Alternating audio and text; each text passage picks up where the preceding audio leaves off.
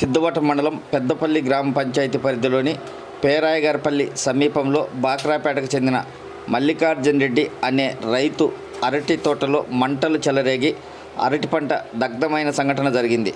అగ్నిమాపక శాఖ అధికారులకు సమాచారం ఇవ్వడంతో మంటలు అదుపులోకి తీసుకొచ్చారు. ఈ సందర్భంగా మల్లికార్జున్ రెడ్డి మాట్లాడుతూ 14 లక్షలు వెచ్చించి 7 ఎకరాల అరటి తోట వేశాను.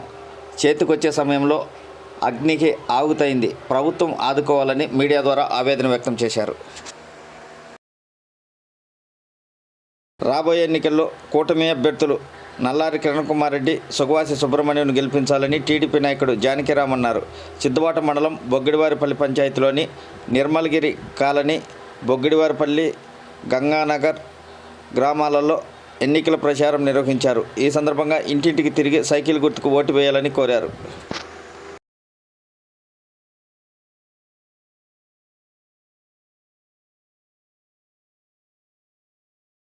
రాయచోటి ఎమ్మెల్యే అభ్యర్థి మండిపల్లి రాంప్రసాద్ రెడ్డి ఎన్నికల ప్రచారానికి భారీ స్పందన లభిస్తుంది. రాయచోటి మున్సిపాలిటీ పరిధిలోని 33వ వార్డులో ఎన్నికల ప్రచారం నిర్వహించారు. ఈ సందర్భంగా గొల్లపల్లి మహిళలు, నాయకులు ఆరతులు ఇస్తూ పూలమాలలు వేసి ఘనంగా స్వాగతం పలికారు.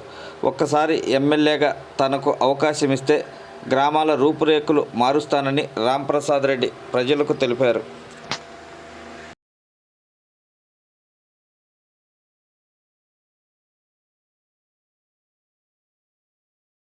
అవినీతికి తావు లేకుండా నేరుగా లబ్ధిదారుల ఖాతాలలో డబ్బులు వేసి జగన్మోహన్ రెడ్డి నీతివంతమైన పరిపాలన అందించాడు.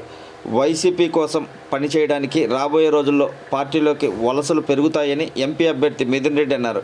అన్నమయ్య జిల్లా రాజంపేట మండలంలోని నూనెవారిపల్లి, ఊటుకూరు, జానీ భాషాపురం, వరదాయగారిపల్లి గ్రామాలలో దాదాపు 300 కుటుంబాలు వైసీపీలో చేరాయి. వీరందరికీ కండువా వేసి పార్టీలోకి ఆహ్వానించారు ఎంపీ అభ్యర్థి మిథున్ రెడ్డి.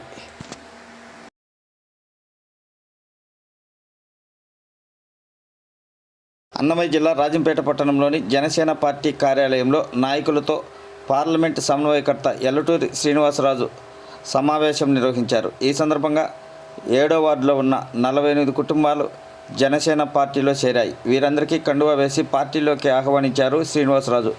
కూటమి అభ్యర్థుల గెలుపుకు కృషి చేయాలని ఆయన సూచించారు.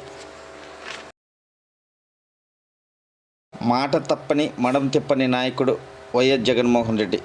అలాంటి నాయకుడిని తిరిగి ముఖ్యమంత్రి చేసుకుంటే అన్ని వర్గాల ప్రజలు అభివృద్ధి చెందుతారని ఎమ్మెల్యే అభ్యర్థి ఆకేపాటి అమర్నాథ్ రెడ్డి అన్నారు.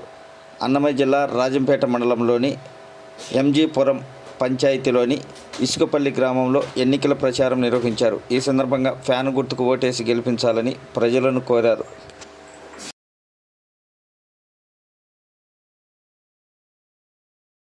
అన్నమయ్య జిల్లా నందలూరు మండలం కన్నికా చెరువు వద్ద కడప చెన్నై ప్రధాన రహదారిపై కారు ద్విచక్ర వాహనాన్ని ఢీకొన్న సంఘటన జరిగింది.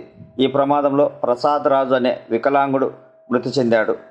ద్విచక్ర వాహనాన్ని ఢీకొట్టి ఆపకుండా వెళ్ళిపోయిన కారు ప్రమాదంపై పూర్తి వివరాలు తెలియాల్సి ఉంది. చెప్తున్నా కదా, ఆయనకి టర్న్ అయ్యాడంట, టర్న్ అవ్వకూడదు, అసలు చాలా డేంజర్.